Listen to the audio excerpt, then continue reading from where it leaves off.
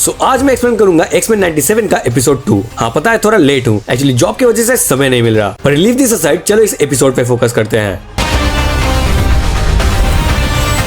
तो पिछले एपिसोड में हमने देखा था कि कुछ एंटी म्यूटेंट ग्रुप के पास सेंटिनल टेक्नोलॉजी होता है जो एक एक करके म्यूटेंट्स को मार रहे होते हैं, और इसी वजह से सभी एक्समैन उस आदमी को ढूंढते हैं जो इन सेंटिनल्स को बना रहा था, और फिर एक्समैन उसको हरा के सभी सेंटिनल्स को डिस्ट्रॉय कर देते हैं। पर एपिसोड के एंड में हम देखते हैं कि मैग्नेटो एक्समैन को चार्ल्स ज़ेवियर के एक आखिरी विल देता है जिसमें चार्ल्स ज़ेवियर ने सब कुछ मैग्नेटो के नाम कर दिया है, और अब एक्समैन के साथ साथ ज़ेवियर स्कूल भी उसका है। आज का एपिसोड शुरू होता है कुछ इस तरह से। हम देखते हैं कि एक बच्चा टूटे हुए झूले पे फंसा हुआ रहता है, और इसी वजह से इमरजेंसी टीम उस बच्चे को बचाने की कोशिश करते हैं, पर अचानक वो बच्चा गिरने लगता है और इमरजेंसी टीम का एक मेंबर उसे पकड़ लेता है, और इसे हलचल के दौरान वो पूरा झूला नीचे गिरने लगता है। एंड देखते देखते तभी वो अचानक हवा में ही रुक जाता है और आराम से जमीन पे आ जाते हैं, जिसके वजह से वो दोनों भी बच जाते हैं। और तब हमें पता चलता है असलियत में सबको बचाने वाला और कोई नहीं बल्कि मैग्नेटो है। आगे हम उसी एंटी म्यूटेंट ग्रुप को देखते हैं जिन्होंने और भी म्यूटेंट को मारने के लिए पकड़ रखा है, पर तभी वहाँ मैग्नेटो आता है और सभी म्यूटेंट्स को बचा लेता है और उन म्यूटेंट्स को भरोसा दिलाता है अब से डरने का कोई जरूरत नहीं है। अगले सीन में हम देखते हैं मैग्नेटो एंड सभी एक्समैन मीटिंग कर रहे होते हैं, पर साइक्लोप्स और बाकी एक्समैन को बिल्कुल भी भरोसा नहीं होता मैग्नेटो पर, और इसी वजह से मैग्नेटो कहता है वो जानता है कि उसने पहले बहुत से क्राइम किए हैं, पर अब उसे उसके दोस्त चार्ल्स ज़ेवियर के भरोसे को कायम रखना है, और इसी वजह से वो ऐसा दुनिया चाहता है जिसमें ह्यूमंस और म्यूटेंट एक साथ शांति से रह सके। और मैग्नेटो ये भी कहता है कि अगर किसी को उस पर भरोसा नहीं करना है तो वो उनकी मर्जी है। और अब हम देखते हैं कि एक्समैन के ज्यादातर मेंबर्स मैग्नेटो को एक्सेप्ट कर लेते हैं, लेकिन साइक्लोप्स को मैग्नेटो पे अभी भी भरोसा नहीं होता। और फिर जीन एंड शॉम के बीच के कॉन्वर्सेशन जानने के बाद हमें पता चलता है कि जीन अपने मेमोरीज को लेकर बहुत ज्यादा टेंस्ड है। उसे महसूस होता है कि कोई खतरा आने वाला है जिससे उसका परिवार और उसका बच्चा खत्म हो सकते हैं, पर स्टॉर्म उसे भरोसा दिलाते हुए कहती है तुम एक माँ बन रही हो, इसीलिए शायद तुम ऐसा सोच रही हो, सब कुछ ठीक हो जाएगा। दिन उसी रात हम रोग और मैग्नेटो को एक दूसरे के साथ बात करते हुए देखते हैं, जहाँ मैग्नेटो उसके और चार्ल्स ज़ेवियर के बीच के बॉन्डिंग को एक्सप्लेन करता है। वो बताता है कि कैसे वो दोनों एक दोस्त से भी बढ़कर थे, बस फर्क इतना था कि चार्ल्स ह्यूमन और म्यूटेंट्स को साथ देखना चाहता था, और मैं मेरे म्यूटेंट्स को बचाने के लिए ह्यूमंस को खत्म करने के लिए भी तैयार था। हमारे एक दूसरे का रास्ता अलग होने की वजह से मैंने ये हेलमेट पहना था ताकि वो मेरे माइंड को ना पढ़ पाए,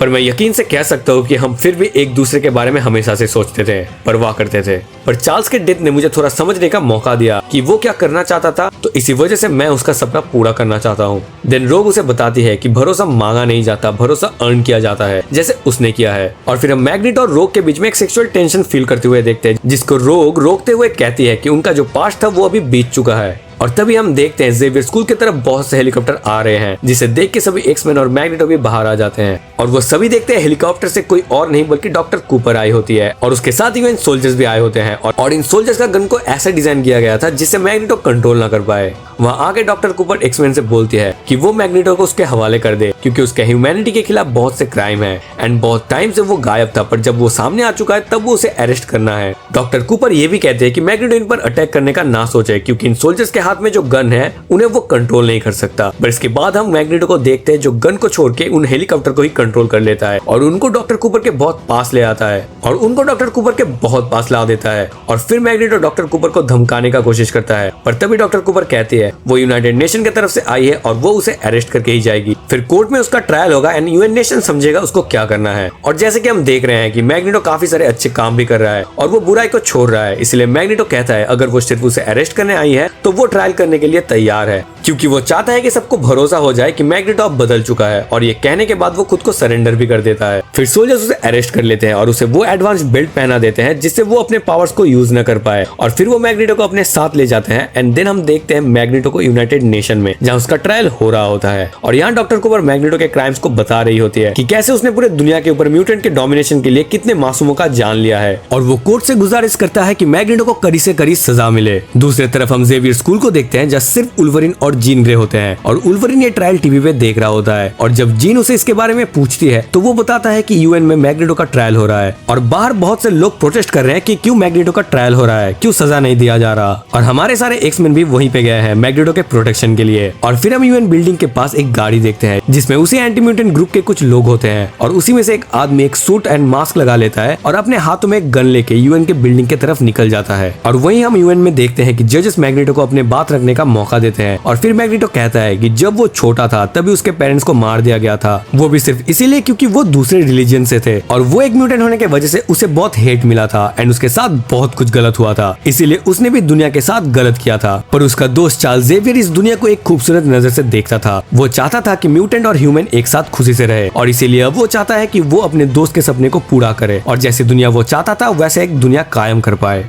फिर यूएन के जजेस कहते हैं कि अभी के लिए वो कुछ भी कह ले पर पास्ट में उसने जो किया है उसके लिए उसे कभी भी माफी नहीं मिलेगी। तो फिर मैग्नेटो कहता है कि अगर उसने गलत किया है तो ह्यूमंस ने भी म्यूटेंट के साथ गलत किया है। ह्यूमंस ने म्यूटेंट्स को मारने के लिए सेंटिनल्स बनाए जिन्होंने बहुत से म्यूटेंट्स को मार दिए और जिनको वो मार नहीं पाए उन्हें कैद करके उन्हीं से फ्री विल छीन लिया एंड जानवर की तरह ट्रीट किया। मैग्नेटो आगे कहता है उसने जो भी किया था वो बस अपने लोगों को बचाने के लिए किया था एंड उससे ज्यादा कुछ भी नहीं। मैग्नेटो का ट्रायल आगे बढ़ता उससे पहले ही पुलिस ऑफिसर्स आ जाते हैं और जजेस को बोलते हैं कि प्रोटेस्टर्स काफी ज्यादा भड़क चुके हैं और वो मैग्नेटो को भी मारना चाहते हैं और वो धीरे धीरे बिल्डिंग के अंदर घुस रहे हैं। ये खबर सुनते ही साइक्लोप्स एक्समैन को इकट्ठा करता है एंड स्टॉर्म को मैग्नेटो और जजेस को प्रोटेक्शन के लिए छोड़ देता है एंड बाकी टीम को अपने साथ लेके प्रोटेस्टर्स को रोकने के लिए चला जाता है। और तभी ज़ेवियर स्कूल में जीन ग्रे वुल्वरीन को बताती है कि उसके डिलीवरी का टाइम आ गया है और वुल्वरीन घबरा जाता है और फटाक से जीन को गाड़ी में बैठा के उसे सीधा हॉस्पिटल की तरफ निकल जाता है। अगले सीन में हम देखते हैं प्रोटेस्टर्स इवन बिल्डिंग में आ चुके हैं और वहीं पे वो मास्क वाला बंदा भी आ जाता है जिसके पास एक हाईटेक गन होता है और वो आते ही एक्समैन के टीम पे हमला शुरू कर देता है और देखते ही देखते वो बिशप के गले में वो बेल्ट पहना देता है जिससे बिशप अपना म्यूटेंट पावर्स को खो देता है एंड देन वो बाकी एक्समैन पे भी अटैक करना शुरू कर देता है। और तभी जिन अपने साइकिक पावर्स को यूज करके साइक्लोप्स को बताती है कि उसका डिलीवरी होने वाला है और साइक्लोप्स रोग को लेकर हॉस्पिटल चला जाता है। पर जाने से पहले वो स्टॉर्म को यहाँ का जिम्मेदारी देके चला जाता है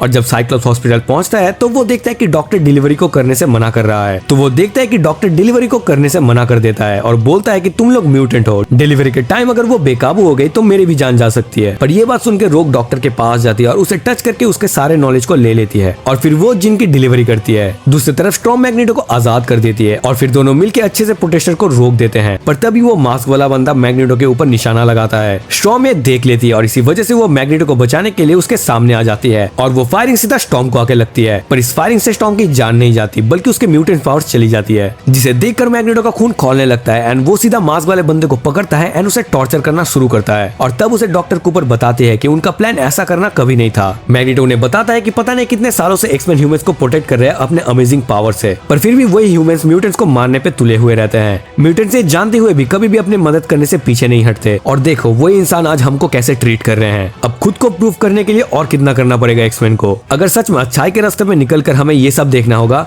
तो पहले की तरह मैं वही बात रिपीट करूंगा, अब और नहीं। और उस मास्कमैन के साथ मैग्नेटो रोते हुए सभी जजेस को भी उड़ा के ले जाता है पर उन्हें मारने की जगह उन्हें छोड़ देता है और वो बताता है मैं तुम्हें तुम्हारे लोगों से ही बचाने के लिए यहाँ पे लेके आया था। मैं जिस जगह पे हूँ वहाँ से यह धरती छोटा दिखाई देता है। अगर मैं चाहूँ तो यहाँ पे हर एक इंसान को मैं चींटियों की तरह मसल सकता हूँ, पर मैं ये नहीं करूंगा क्योंकि मेरे दोस्त चार्ल्स ज़ेवियर ने म्यूटेंट और ह्यूमंस के बीच में शांति चाहता था। और हम देखते हैं जिन हॉस्पिटल में एक बेबी बॉय को जन्म देती है और वो दोनों उसका नाम रखते हैं नेथन। और जिन लोगों को नहीं पता नेथन कौन है तो वो डेडपुल 2 से हमारा केबल है। और फिर हम देखते हैं कि सभी एक्समैन ज़ेवियर स्कूल में आ चुके हैं और मैग्नेटो टीवी पे ये देख रहा होता है कि यूएन वाले उससे माफी मांग रहे होते हैं एंड उसके लिए पार्डन भी इशू करते हैं। और डॉक्टर कूपर एक तरफ से कहती है वो म्यूटेंट के लिए एक पूरा देश बना रहे हैं जिसका नाम होगा जेनोशा। ये सब देख के साइक्लोप्स हैरान होता है और उससे अब मैग्नेटो पे भरोसा हो जाता है और वो जाते वक्त बोलता है मैं टीम लीव कर सकता हूँ क्योंकि मेरे गैर मौजूदगी में एक्समैन को तुम अच्छे से संभाल सकोगे। दूसरी तरफ हम देखते हैं कि बीस्ट टॉम के डीएनए को चेक करके बताता है कि उसके जेनेटिक्स चेंज हो चुके हैं एंड इसी वजह से उसके पावर्स हमेशा के लिए गायब हो चुके हैं। और ये बात सुनकर स्टॉर्म का दिल दहल जाता है। और फिर हम देखते हैं स्टॉर्म सभी एक्समैन के लिए एक लेटर छोड़ के ज़ेवियर स्कूल छोड़ के हमेशा के लिए चली जाती है।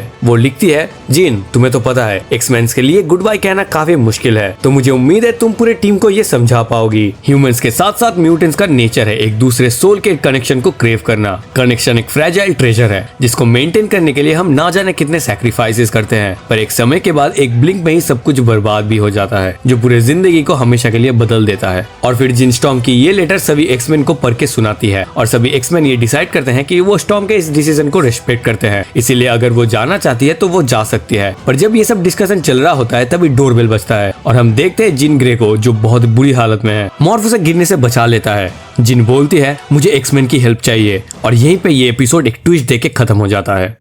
ये एपिसोड मुझे पर्सनली बहुत ज्यादा हिट किया क्योंकि इसमें सिर्फ स्टोरी ही नहीं बल्कि बहुत तरह के फिलोसॉफिकल व्यूज मिले हैं सोसाइटी को लेके। मुझे सीरीज काफी अच्छा लग रहा है, तुम्हें कैसा लग रहा है कमेंट में जरूर से बताना और नेक्स्ट एपिसोड का एक्सप्लेनेशन देखने के लिए चैनल को सब्सक्राइब और इस वीडियो को लाइक जरूर से कर देना ताकि मोटिवेशन मिलता रहे और मैं तुम्हारे लिए वीडियो बना सकूं।